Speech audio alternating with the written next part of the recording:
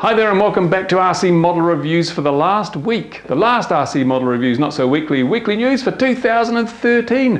And it's been a really busy year. It's been great. I've loved it. And the last few days have been chaos, absolutely busy as, because I put a little thing up on the YouTube there. I said, if you've got any problems, questions, contact me. I'm happy to help you out if you've got a new product or you need help with your modeling. And people took me at my word. And I had hundreds of emails that came pouring in, and I've been trying to get through them all. So if you sent me an email or a message through YouTube and I haven't responded yet, I'm really sorry, but honestly, I've got a backlog this long because so many people have asked for assistance, and I'm happy to provide that help. Get people on the right path if they've got a problem. Brilliant. It's everything from little coaxial helicopters through to people with new FPV setups and they don't know how to wire it up.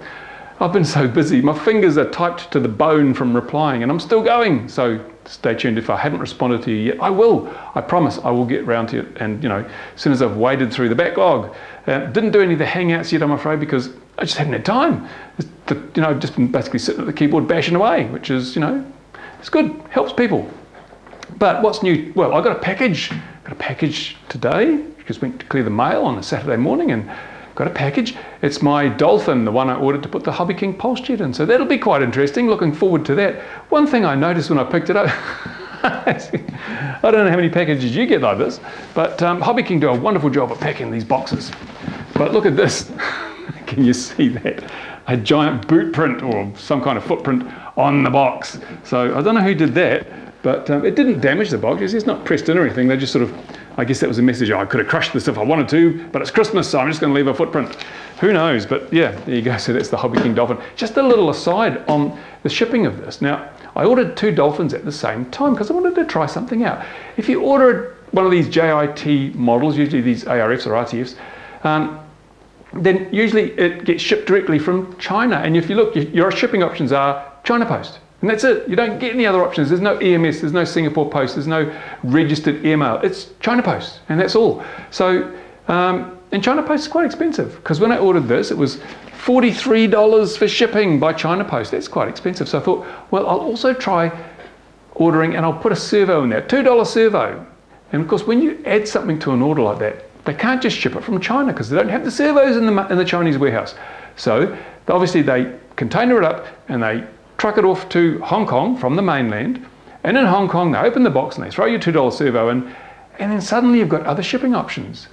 I had, I think, Singapore Post, airmail item, all sorts of other bits and pieces, and I chose Singapore Post. And whereas it was going to cost me $43 to have this shipped by China Post from the Chinese mainland, it only cost $34 to have it shipped by Singapore Post from Hong Kong, from Hobby King in Hong Kong. So I saved $9 on the shipping. It cost me $2 for the servo, but I'm still $7 ahead, and I get a free servo. And the one that got sent via the Hong Kong Hobby King Hong Kong warehouse arrived several days before the one that came directly from China. So there you go. If you're going to buy a kit and it's a JIT, and at least if you live in New Zealand, if you want it quicker and you want it cheaper in terms of shipping, then throw a $2 servo in as well, and maybe you'll have the same experience that I did. So it's really good. I'm quite happy with that. Another interesting thing, however, is the one that came via Singapore Post, according to the tracking information, it's not yet tracked, but it's here.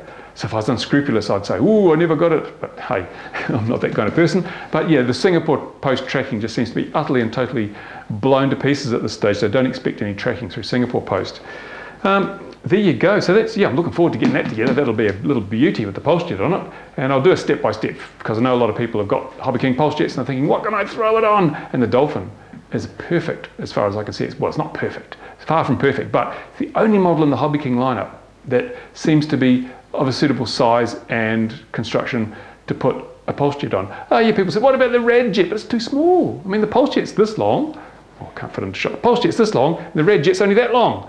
And you can't hang too much out the back because it'll be tail heavy. And there are other issues too, because you want your fuel tank over the centre of gravity, and that means you can't have the motor too far forward, because then the fuel tank would be too far away from the intake venturi, so when you lift the nose up it would run lean. Oh, so all sorts of things with Pulse Jets that I'll cover in a coming video in terms of putting them on RC models. What else has happened? Well, I'm building the Spectre DLG, got that about 2/3 finished. I've been documenting that, so there will be a build video for part 2 of the Spectre DLG review.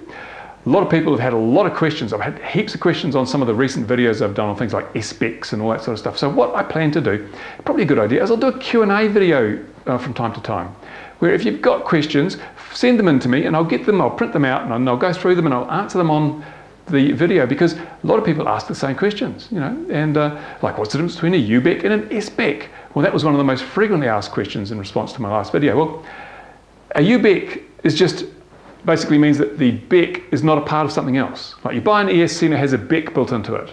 Well, that can be an SPEC or it can be a linear BEC. So there's only two types of BECs. There's linear BECs and there's switching BECs.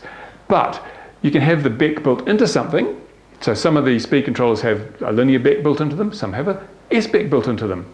A UBEC is when you just have a standalone BEC. It doesn't have an ESC attached to it. All it does is take the input voltage, drop it down to the output voltage. So it takes your LiPo, drops it down to run your receivers, and it stands alone. It doesn't have the ESC built into it. In that case, that's a UBEC. But again, UBECs can be linear or switching. So you've still got to look for the SPEC if you're looking for switching. Even if it's UBEC, it should say switching or SPEC on there somewhere. If it doesn't, bad. They should have written it on there so that people know. Having said that, most of the standalone BECs that you buy are switching BECs. But I'm also going to do a video on noise, because everyone said, what about noise? You know, how do you get on with noise? These things, that switching makes noise, and they're right, it does. Sometimes switching BECs are just too noisy to use in some applications, and some switching BECs are quieter than others in terms of the radio frequency noise they generate. So we might line a few up and just have a look at how much noise they produce, what part of the band it falls into, what it's likely to mean if you're flying FPV or have long-range FPV systems, or on 35 megs, you know, the old long wire. Will an SPEC work with long wire gear, or will it simply make too much noise so it doesn't work? Who knows? We'll find out. We'll put it on the bench. So a lot of that stuff coming up. And hopefully there'll be some flight videos. But at the moment, probably not. That's it. That's another Not So Weekly news for the end of 2013. I'm going to do a wrap video. No, I'm not going to do the, you know, bust a cap upside your head, hey diddly. I'm going to do a wrap up video for the end of the year, in which I'll look at the products that I've reviewed and looked at over the year. Maybe we'll do a best of and a worst of 2013. So, you know, we can give some bouquets and some brickbats out to the various products that have passed through the RC Model Reviews test lab. There you go. That's it. I'd better get back to the bench and get back to the keyboard answering all those questions that people have sent me. Thanks for watching. See you again soon before the end of the year. Bye for now.